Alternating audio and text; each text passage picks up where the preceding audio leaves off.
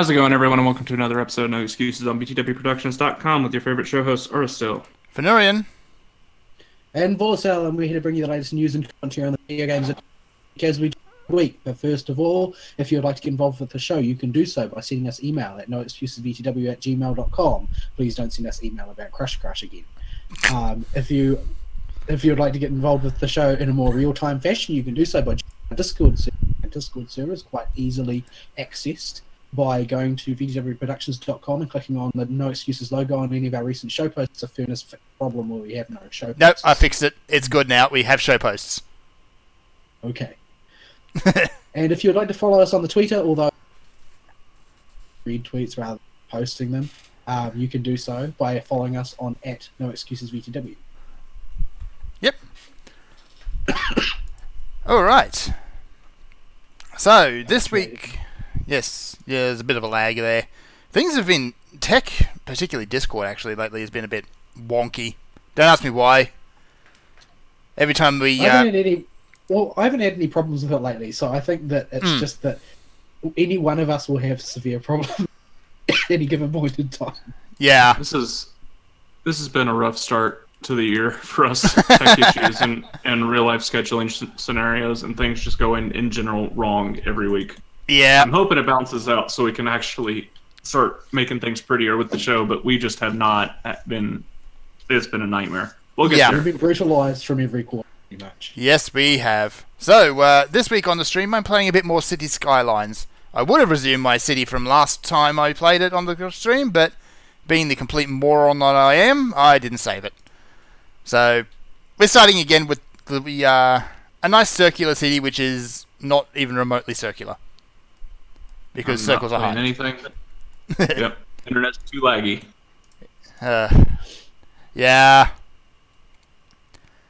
So, I guess we just jump straight into weeks. This week, I did some Monster Hunter, and I was browsing the eShop, for the Android shop rather, and I saw there was this in development Harry Potter game that was just up there for testing, and the concept seemed interesting. It's just you roll up a character, and you basically live through the school experience and solve mysteries as you go.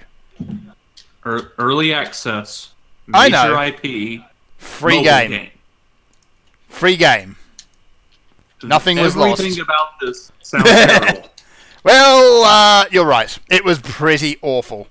So, the course concept is interesting. You follow a story along, and whenever you need to cast a spell, you kind of trace a shape on the screen after you learn it.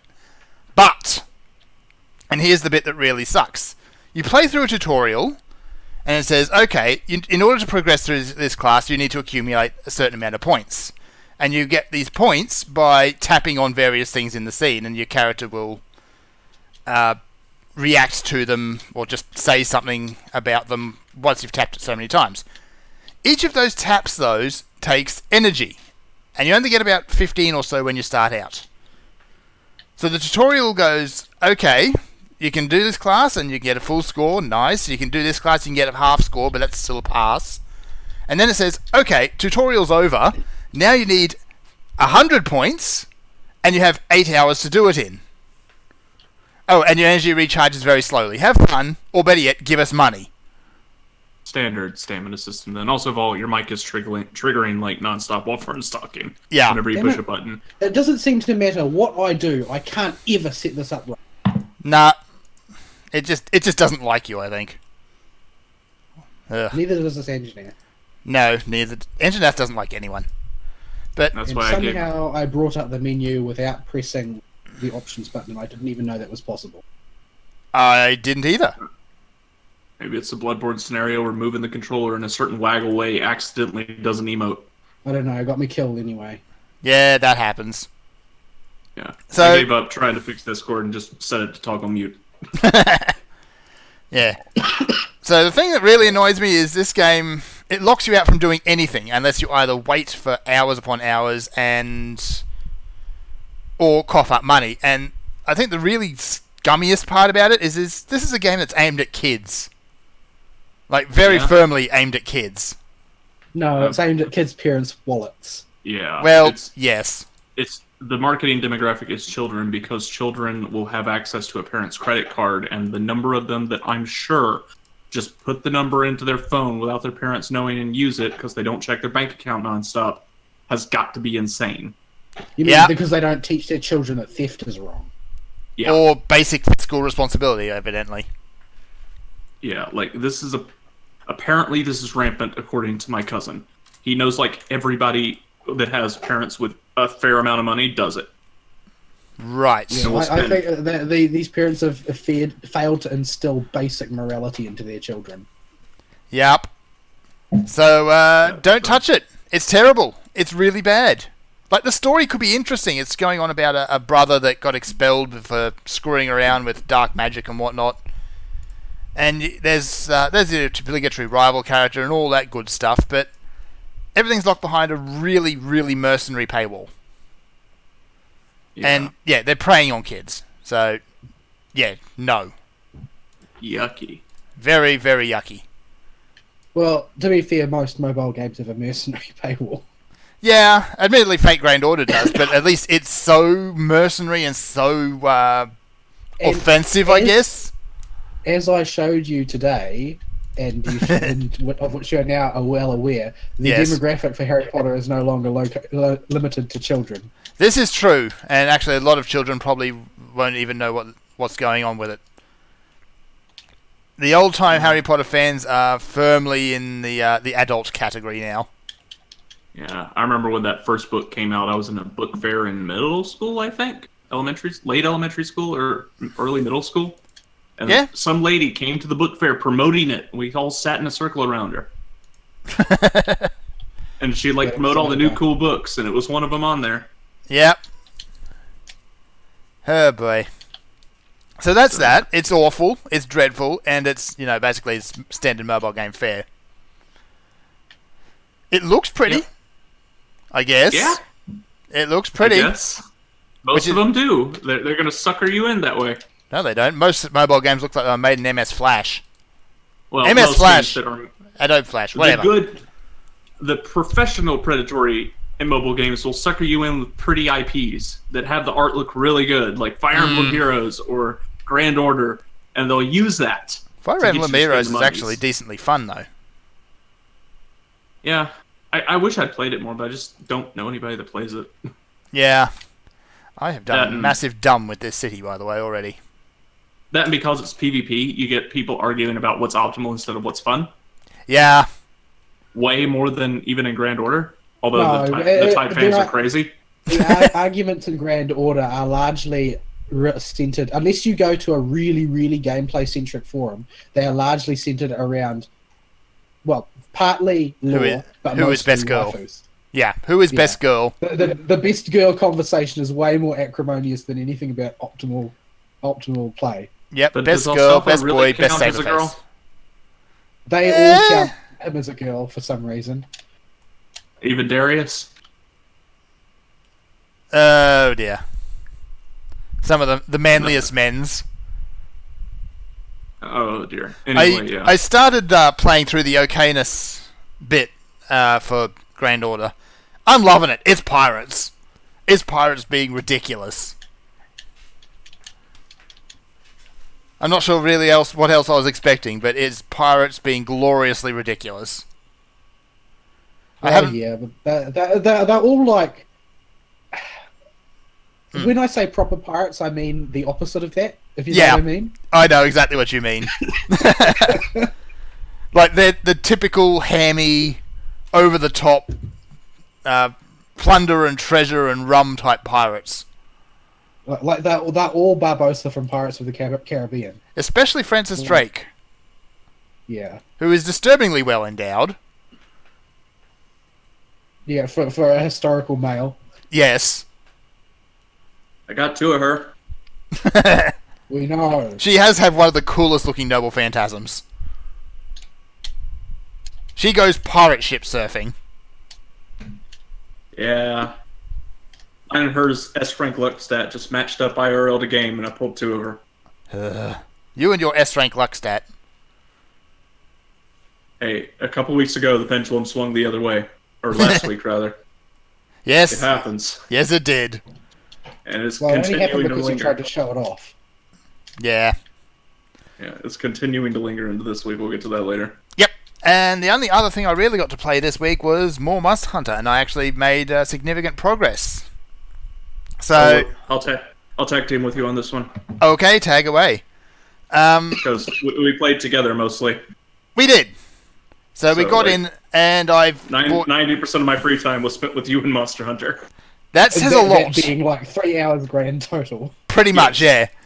So, brought down Nergigante, put down the hammer for the moment, and picked up the longsword, which is what I played through Monster Hunter 4 with, for the most part. And Devil Joe's tail does not ever want to come off, is what we figured out. No. I'm actually... It doesn't come off? I've got to double It does check come that. off. Pretty sure it does. We got it off eventually. It just took us Yeah. forever. That's right, we did too. Yeah, it took a We had- long time. We both had bladed weapons, and we're sitting there beating the ever-living crap out of his tail, and it would not fall off. Yeah. So, yeah, the big patch came through. They've thrown out a lot of updates. They've buffed a lot of weapons. They nerfed the bowguns. So, yeah, playing with the hammer now is a ridiculous amount of fun with the second charge upswing. Because that now has a ridiculous amount of knockdown or KO damage on it. Yeah. So you kind of zoom under their head, do a flipping uppercut, and knock them down and keep going. Good Yep. fun. The insect glaive I've actually been able to play and have fun with because the buffs don't last like 40 seconds anymore. They got quite a substantial... It feels... I don't know what the numbers actually are, but that little bit longer feels huge to those buffs. It was modeled to do a specific thing. Like, it was modeled to be longer than, say, mount times. Like, that was the whole point. Yeah, because... yeah, it was just... really difficult to keep those things up. And if you are mounting the monster and having to hang on, the buffs were basically gone by the time you got the monster on the ground. Yeah. So that's the main reason they buffed that, is because of... Really, you do anything and those buffs disappear. Yeah, you didn't have time to even do combos on the tail. They lasted so short by the time you got them all up. Yeah. But now it feels where it should be, and it's a really fun weapon to use now. Mm-hmm. Longsword they didn't change a whole lot of since launch, and really especially since 4. They messed with the counter timings mostly to make it a bit easier to pull off. Yeah. But So since Monster Hunter 4, they've added 3 new moves on it, which are just modifications of the Spirit Slash. The most fun one, you need to have Spirit level 2 at least Spirit level 1 at the very least to execute. But you land it, and then your character just launches straight up in the air and comes down with a delayed slash. Good times. yeah. So, yeah. Ended up getting in, I killed Nergigante, then I went back with Ari, and we killed Nergigante again, because screw Nergigante. Well, before that... Dante is a douche. Yes. Yeah. Before that, we went and beat up TV Joe, a real historian hero. Oh no, stop that. So yeah, Devil Joe, the new monster. The Godzilla pickle monster. Yeah, Joe. Yeah. So, I don't like him, TBH. He suffers from what I'm going to have to call Generation 1 syndrome in this game. And which is basically, with the exception of Rathalos, the Generation 1 monsters that are present have a very old and dated moveset. They updated Rathalos, but they didn't really do much to update the others. They just moved them across pretty much wholesale. Yeah, so Joe... I was out of practice with the game. I probably could do him with the charge blade just fine if I was still in practice. Mm-hmm. But trying to jump back into the game after not playing a while, Joe just moved around too much for it to be a feasible thing for me to start off with. Yep. So I had to switch back to dual blades because he just runs all over the place. He charges around and then he... Like Rathian when it's raging. Yeah. Yeah. He just will not stop for long enough to even land an amped element just charge. Yeah. So And then, I had to switch over to dual blades to even hit him. And then he starts raging. On top of that. So he goes even faster when he's raging. Yeah.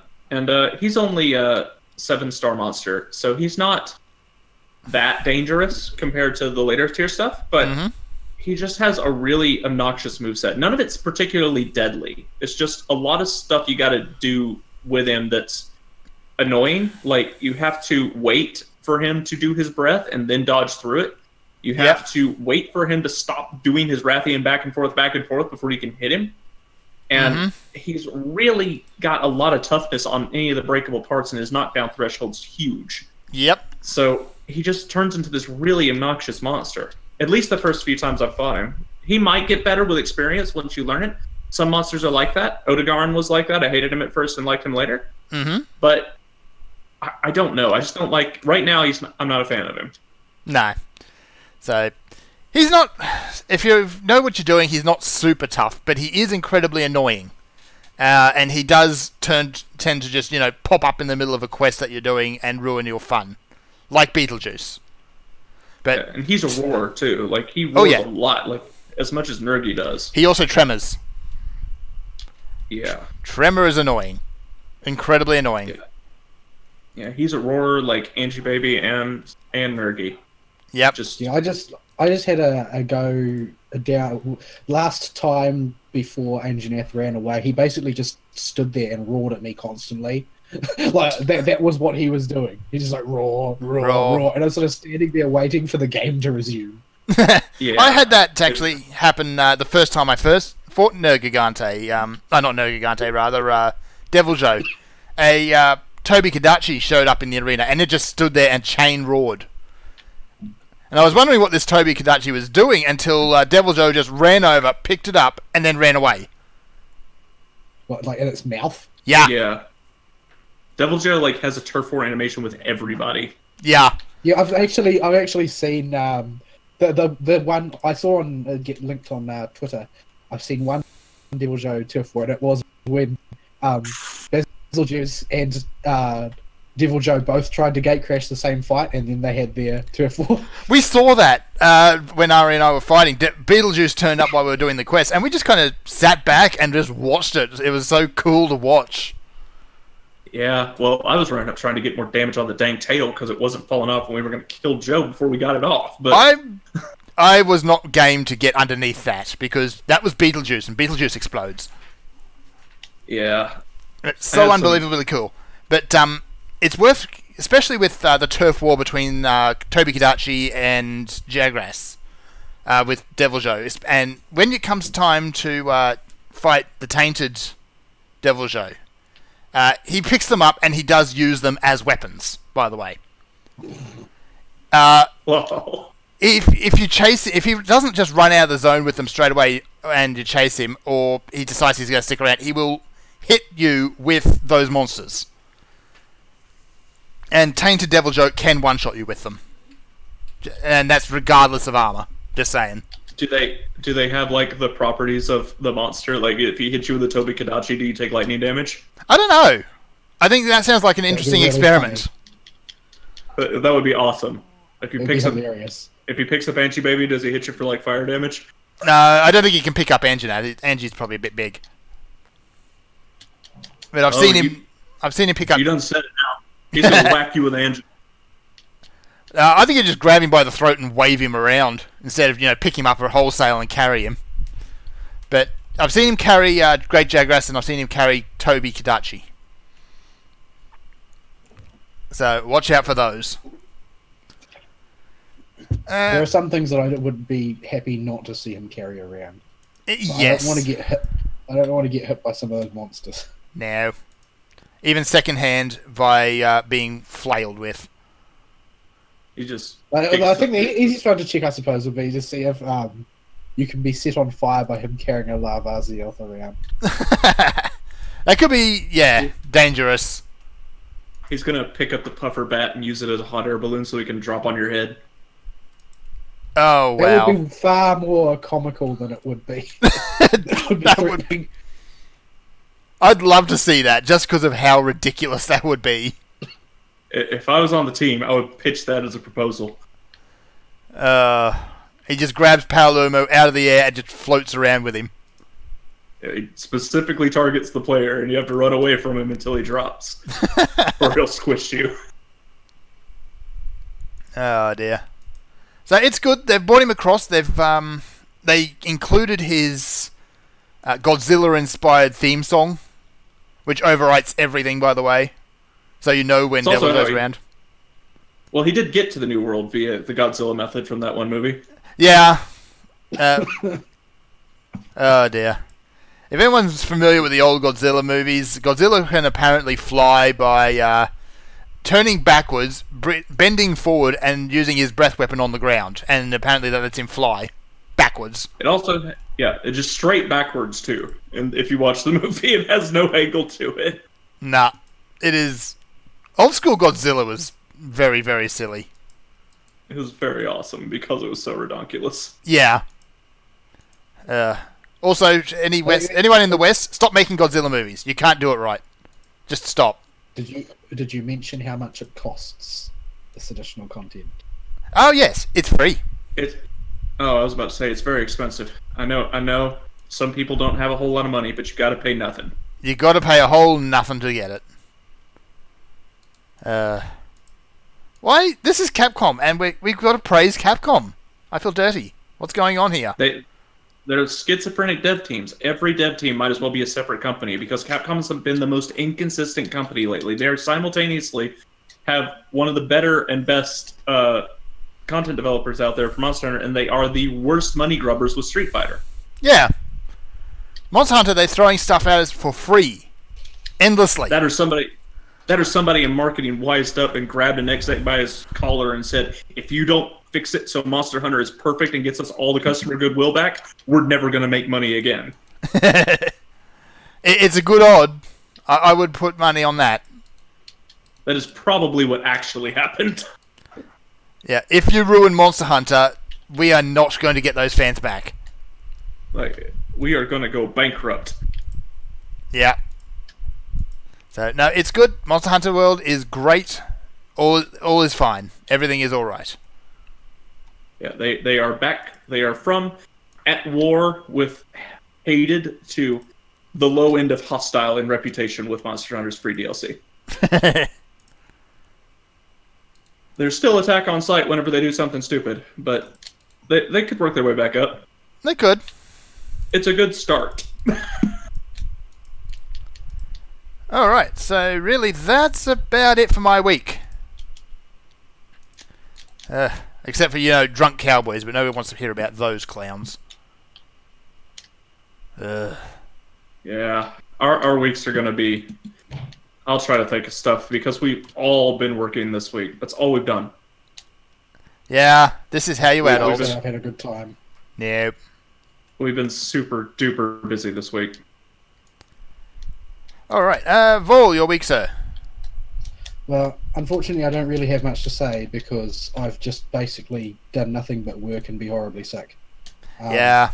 As anybody listening can tell, my bronchitis is still in full effect, preventing me from really saying very much of anything for any great length of time without going into a fit of coughing. So, yeah, I'm probably going to be relatively quiet again this show because I can't handle this walking. As far as gaming goes, I have done virtually nothing. I did play some on Monday, so I killed Nergigante on Monday. Yep. And then I went back and I killed Nergigante again because screw Nergigante. Yes. But that's more or less caused me to grind to a halt in my preferred mode of play because you can't cut tails off with bows unless you use Dragon Piercer. Mm-hmm. And using Dragon Piercer on Nergigante is like, that's for advanced players only. But it's not a winning proposition. Anytime you set up and try and use Dragon Piercer on Nergigante will respond by eating you. Yeah.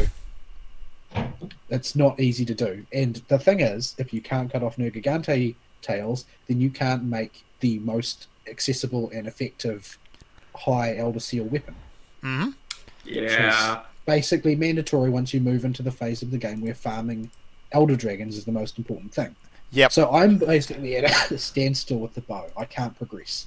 not without, just hoping to luck into tails on bonus rewards from investigation quests, which is not a very efficient way of playing compared to actually cutting tails off. No. So, You now have another option in the Devil Joe weapons, but here's the thing. Most of Devil Joe's gear, kinda bad. Though the bow does look awesome. The bow is incredible. The bow is probably one of the few exceptions. But The bow just looks cool. oh, it looks cool, but the stats on it aren't half bad either. Yeah, it's just a glove with Yeah. no drawstring on it. You just pull a slider on the thing back and shoot a laser beam out of your fist. Yep. Have your That's laser hilarious.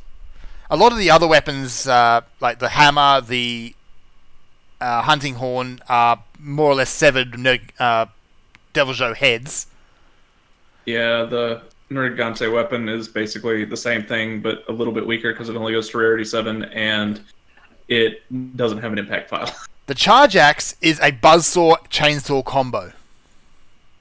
Yeah, So that's kind of cool. but Joe's tail to get that stuff too. Yeah. And Joe's tail is even harder than Nergi's to cut off, so it doesn't solve Ball's problem. Yeah. Stubby-tailed jerk. At any rate, yeah, it's about the big problem is tails. So I've decided to take up another weapon, which I then selected a weapon based entirely on appearance. So I'm now learning the gun lance and having very little luck with it right now because it is a weapon which is very, very, very different to the bow. Yes. In every imaginable way. But you It look... changes your movement. It changes your execution. Couldn't be further different. Like everything about it is bizarre. Yep. By comparison. But do It's it right, about and you look so cool. It's about as Yeah. far from the bow as you can get. Yeah. It is, however, a very, very tanky weapon from my experience. Oh, yes. I've been able to basically, if I am approaching things correctly, I can, just standing in the path of your adversaries seems to be a relatively effective approach. Mm-hmm. Yeah. Put up I your cannot stonking get great the shield, and lances. away you go. Yeah. I just don't understand the lances in that game. I've tried them a few times in the arena, and they just aren't clicking. Yeah, it's because I think it's very much because the playstyle it's radically different in a way. The other weapons are not radically different from each other. Like the bow and the dual blades have more in common than the lance and the dual blades. Yeah. Simply because your movement profile changes entirely. Yeah. So you can't dodge roll with your weapon out if you carry a lance, and Nope. you don't want to, like you're not supposed to. You're supposed to learn to block, and in addition to that, you have a hop, which is your usual method of doing things, and integrating the hop with the rest of the combat style is the rough part because you proceed forward as you attack in such a way that you will usually end up off target unless you periodically reset your position. So the hopping is sort of necessary in order to make sure that your combos don't fall over all the time.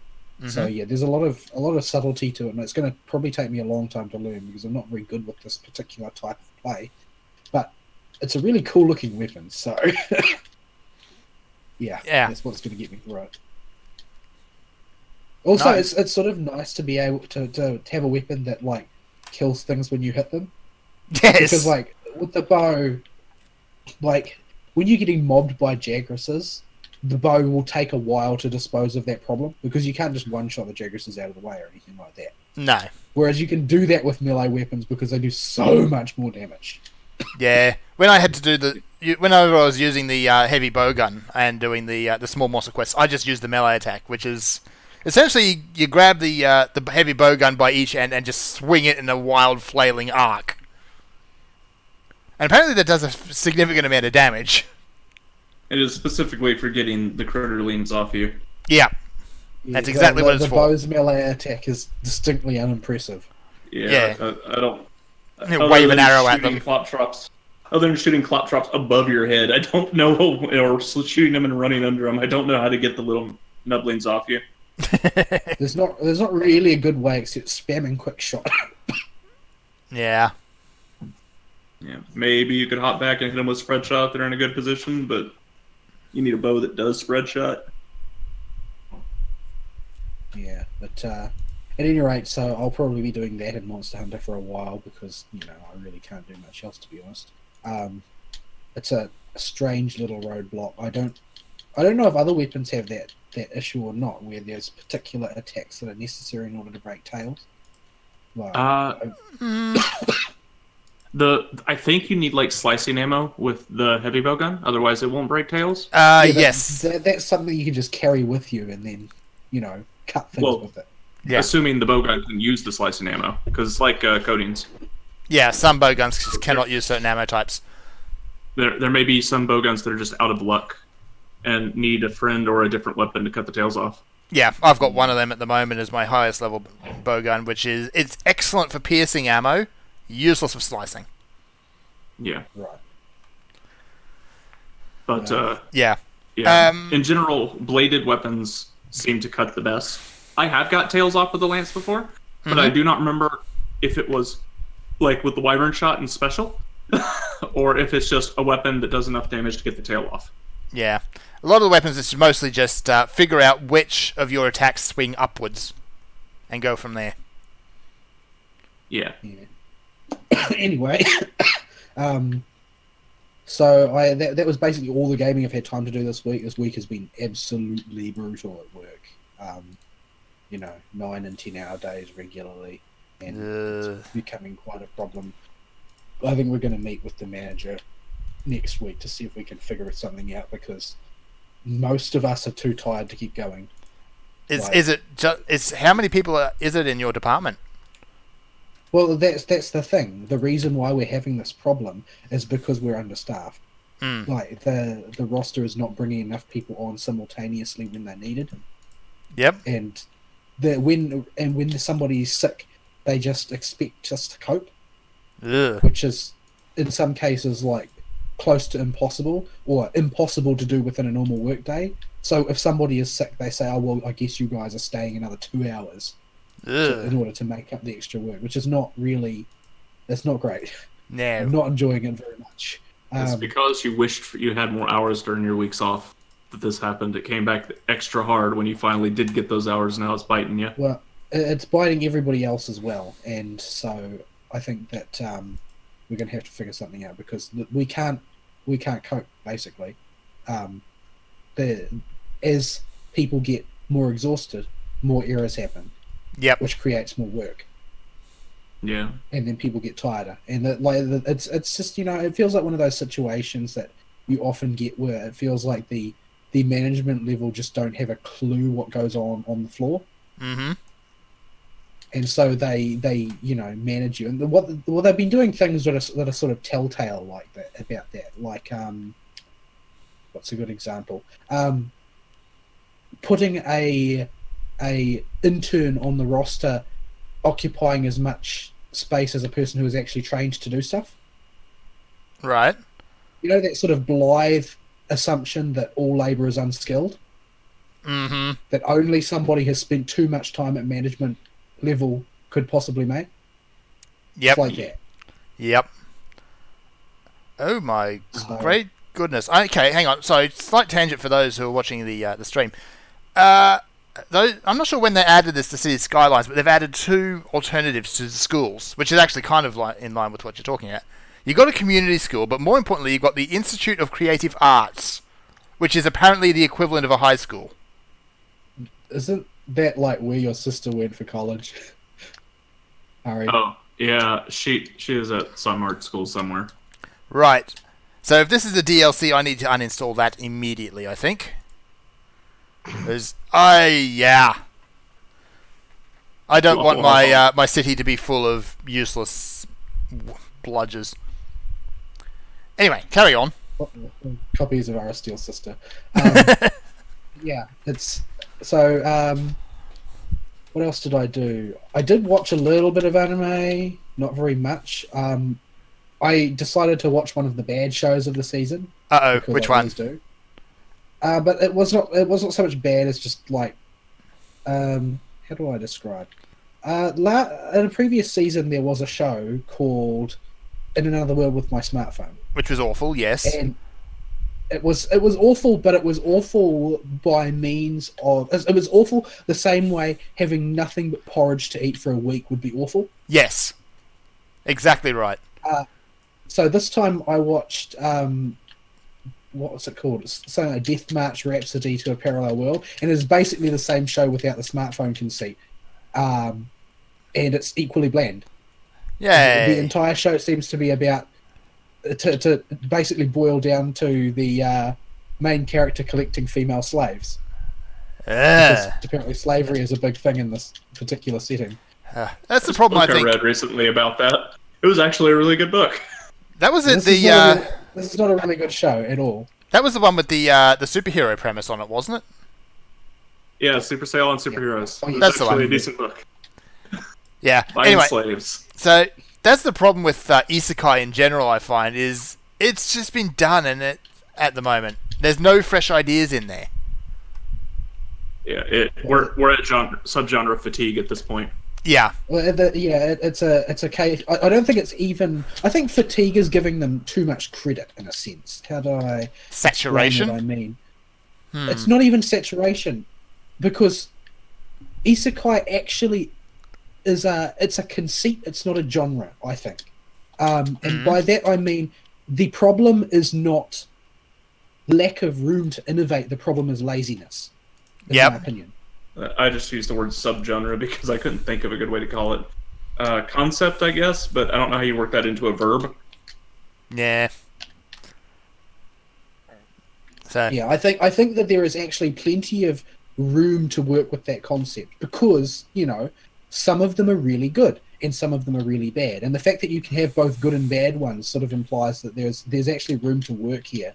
yeah, but And I think it's we're all not being used. Yeah, but we're all kind of seeing useless antisocial gamer be transported to a fantasy world.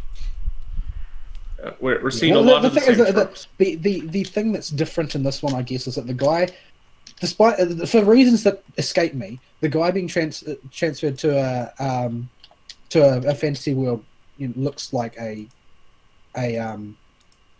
teenager, but he was in his own world. He was a 29-year-old software developer on a deathmatch. So, Right. But a deathmatch is what they call crunch time in Japan. Yep. And I think it's a much better name. Yeah. It's probably a concept that I expect Ari is at this point intimately familiar with. Yep. Yeah, huh? But, yeah, so that's... Oh, crap, there's a bee sitting on me. Bees! There's a bee sitting on me. Nicolas Cage. I'm not happy about this. There's a Rathian attacking me on the screen and a bee attacking me IRL. I think So the bee have is to more just try dangerous. Not the bees. The bees! Well, yeah, no, I'm not happy about this particular situation, but at any rate, the show mainly suffers from a total lack of originality. However, it was sort of it's a take on it which is a bit more in line with where's my fly spray? Seriously. This show brought to you by Raid Air Spray. Flag. The cheapest stuff. Well, yeah. Yeah. When I bought this, I didn't have a job. Yep. But yeah. So the main. Oh, good, it's dead. The main. And now I'm choking on the fumes. Oh dear. The main. The main thing about it that's different from most of them, although it's similar to the ones like Log Horizon, is the inclusion of basically the full set of UI elements. Right. And properly skills that are realized in the same sort of manner that they would be in a game, which is sort of forms a curious storytelling element, since like when the main character gets hit by a particular attack, like let's say he gets hit by a shadow magic attack, it will say something like shadow magic resistance skill learned, which means he's got like the 0th rank in it. Mm-hmm. The thing which makes the show way less interesting than it might have been is that it does the exact same thing as the smartphone one by making the basically by making the main character so powerful that like Kirito would look like a nub. Like, oh dear.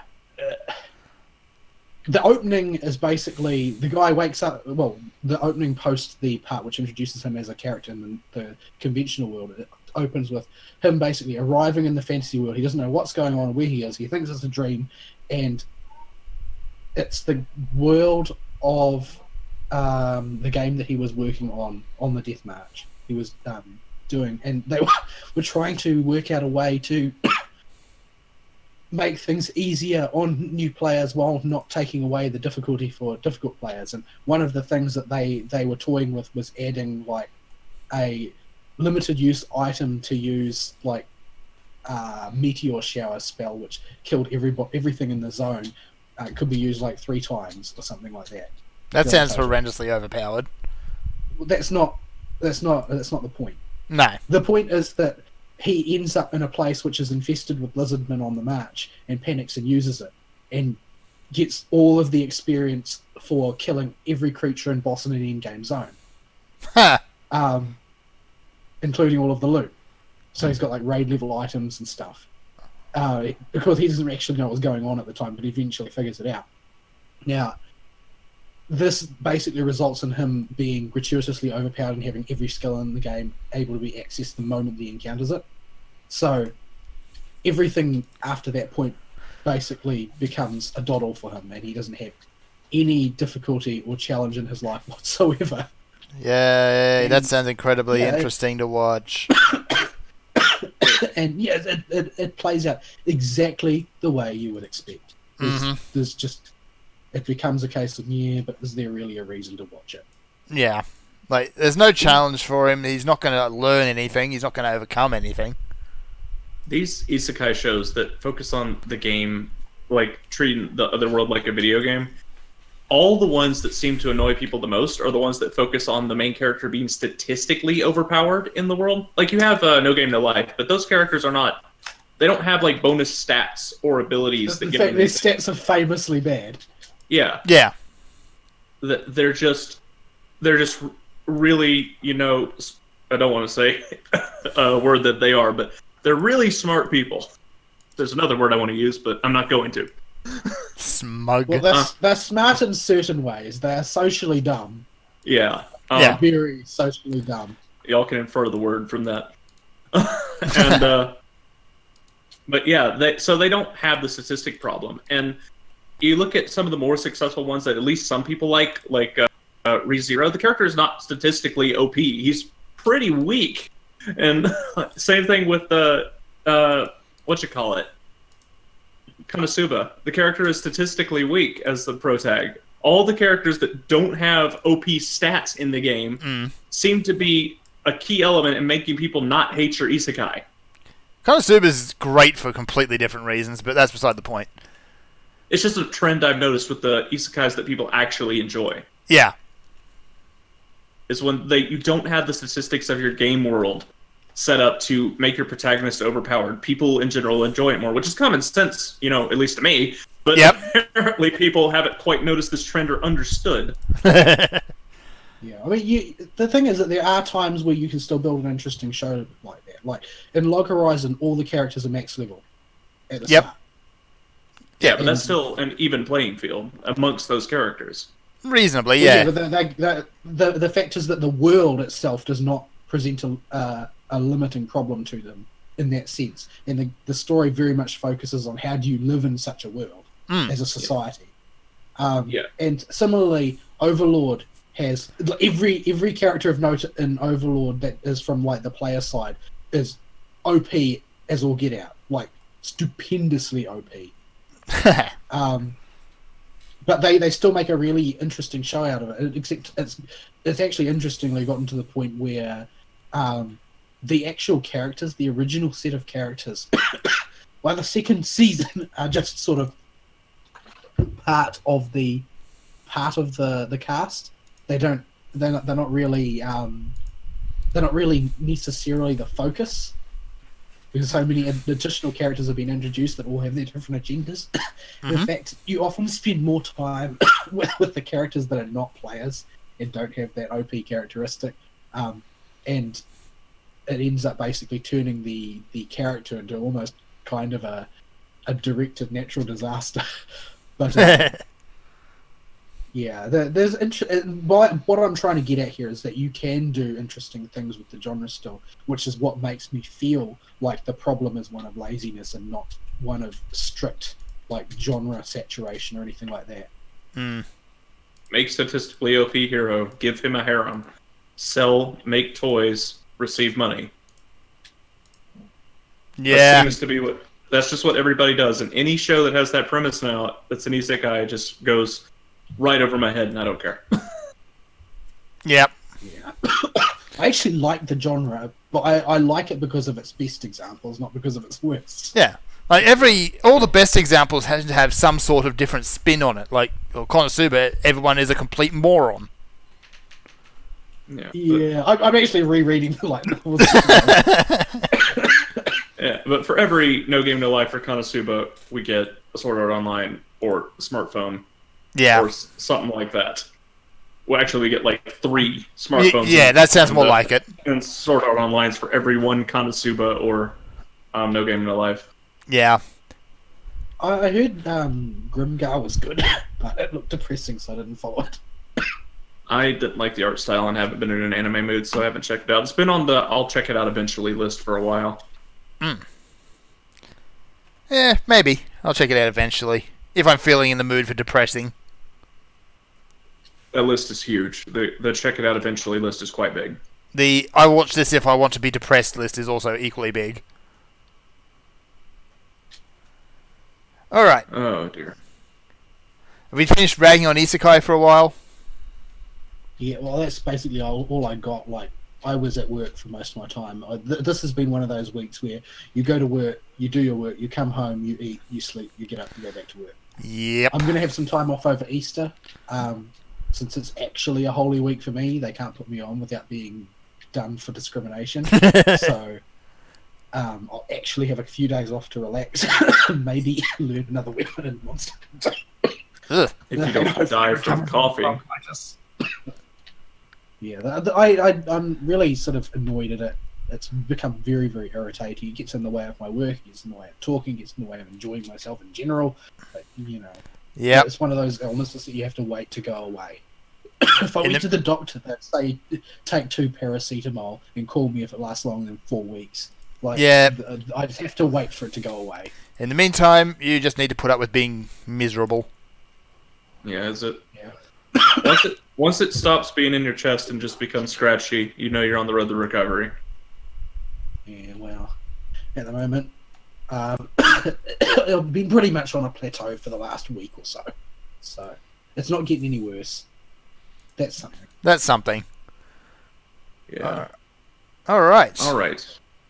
So, before we do my week, we're at 50-something minutes. I'm going to try and stretch some content by mentioning a few things I didn't do. Or didn't mention the last few weeks, so that we actually have time to cover stuff since there's no news at all this show. No, it's a bit of a dry week. So, also, somebody's in my basement, and I need to see who it is. So, let's go to a break, and be back in about 5-10 minutes.